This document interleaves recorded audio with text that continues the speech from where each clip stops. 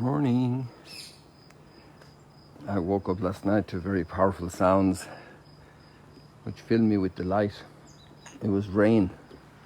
Look at here, it's still wet. I'm not sure what time it was, probably maybe 4 o'clock, 3 o'clock, I have no idea. But it was a delightful experience to realize it was raining. We actually had little drops a couple of times in the last week or 10 days, but it was raining. And I got a message from a friend in the Negev, in the south, in the desert. And I don't know the total details there, but apparently it was raining very strongly a few days ago. Rain is such a blessing in dry climate. Yeah, I think we have visitors coming our direction. Oh no, they're going the other direction. There are 2 of these Egyptian geese. We're taking off. I thought they were going to fly straight at the camera, and you'd have that neat little phenomenon.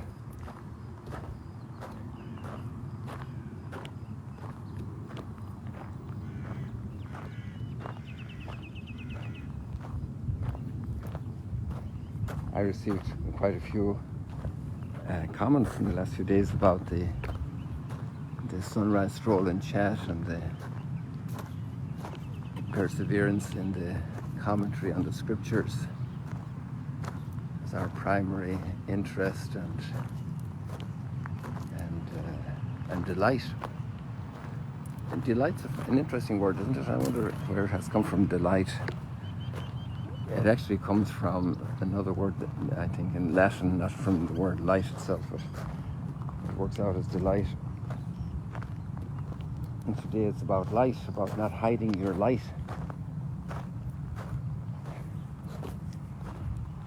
And then I just listened to the commentary of Tim Gray, Dr. Tim Gray, the head of the Augustine Institute. You have it's mentioned in the notes attached. And he commented about this little kind of a contrast there is in the vocabulary in the reading today. We've switched readings from the New Testament back to the wisdom readings of the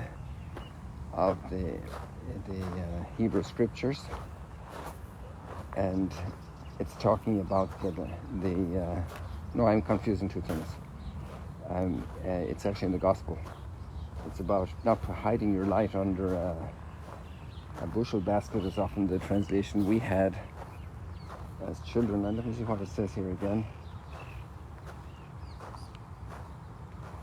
Don't conceal it under a vessel. And the way it used to be translated was a bushel basket, which was a bushel of grain is a measure of grain. So maybe you'd say a laundry basket today. And if you light a light, it's to give life. You don't cover it up. Like that cloud, that big cloud there is going to cover up the sun at some point, probably. If it doesn't disperse a little bit, but it's quite a heavy cloud, so there's a good chance it will. I won't be walking on the clay today because it's all wet. I'll stick to the shoes. So don't cover up the light. And then it says about hearing it's about what you hear. Take care then how you hear. And that's in the middle of light. Because the light is the Word of God.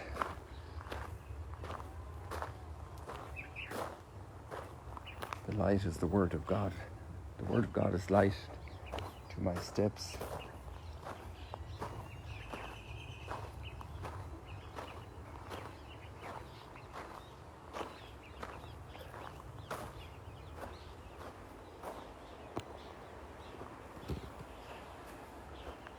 And actually that can come as a word from somebody else, or just even the way they do things, the way they handle situations.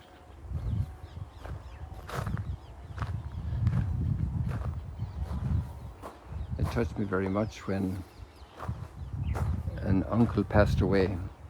He was the second one in our generation of our parents to pass in the family. My mother was the first, and then some of the relatives said, your mother's taught us how to say goodbye, but it wasn't with a lesson that she held or anything she wrote. She wasn't that kind of person. It was simply the way she handled her cancer announcement and everything, the way she lived those final weeks. She got the announcement in May, and she broke the news to us very wisely. And then the way she treated people and held herself, and it was just marvelous, really, how she lived those final weeks. She passed away on the 4th of August. That was a long time ago. That was 27 years ago. And so your mother showed us how to go, how to say goodbye. That was kind of the idea. And it was an interesting thing, you know. And that's, they say, use words if you need to, but you really teach by example. And so maybe each one of you listening here has your way to be a light in your family, with your spouse, and by deeds. So then it's not just what you hear in that sense, it's what you experience from others that can be great light for each of us. What we experience from others can show us how to do things, can give us consolation, can inspire us, can be a light, a lit up path for our feet.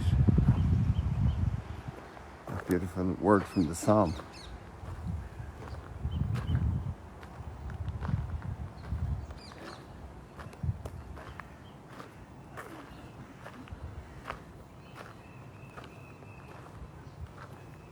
People are down, they're a little bit in darkness, and maybe the first thing to do is open the fridge, not for the light of the fridge, but for a piece of whatever tasty stuff, just to kind of get me over a moment. But imagine just taking the Word of God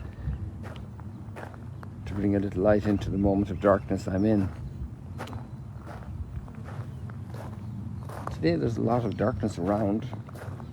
Many people are depressed, very depressed. And sometimes we don't notice. It's one of the sad parts of it, especially when tragic things happen in families, that it seems to have been unnoticed how this person was in special need of company, of consolation, of meaning.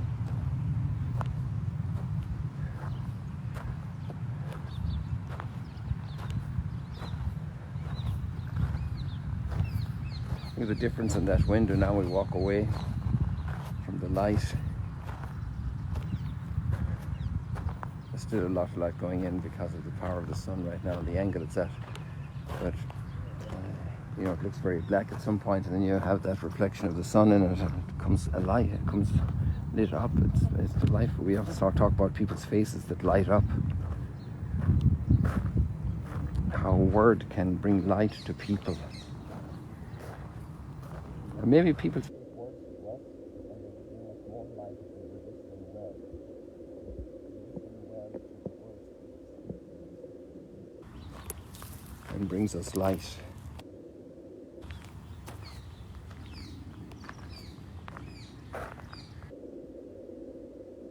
Sometimes when people give us a word that seems to be a correction, we have an emotional negative response.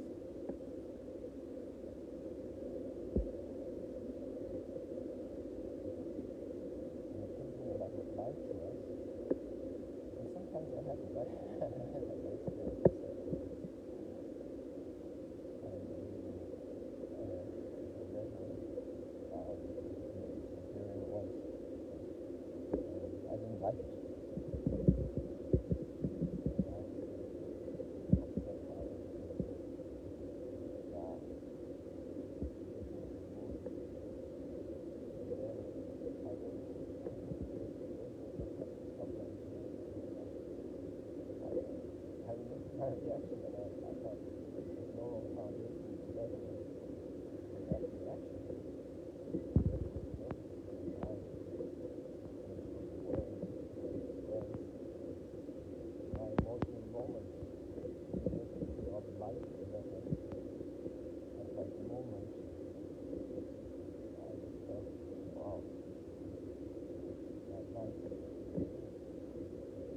And I was wrong.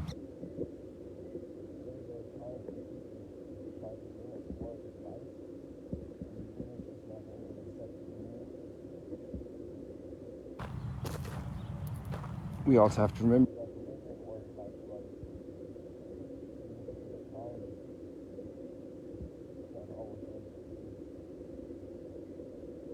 and that doesn't mean it was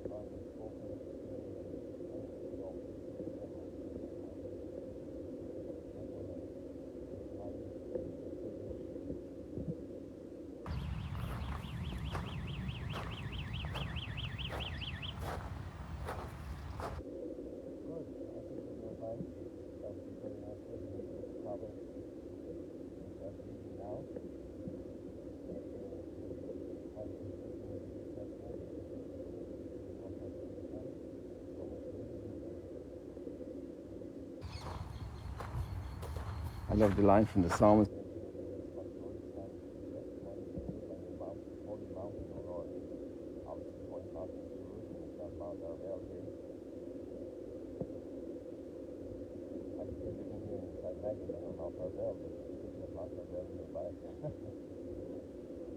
idea of this man living in the holy mountains, up in the mountains of God.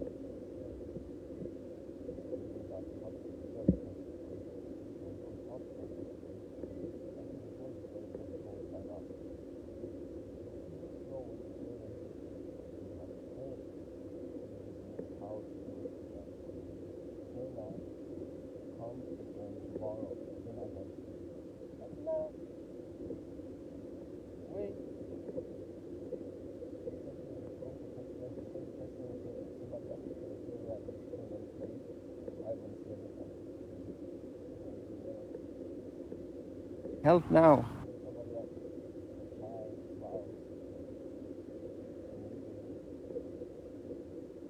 Help now.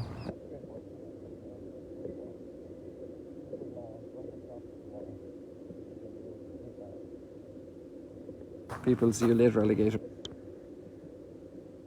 God bless you.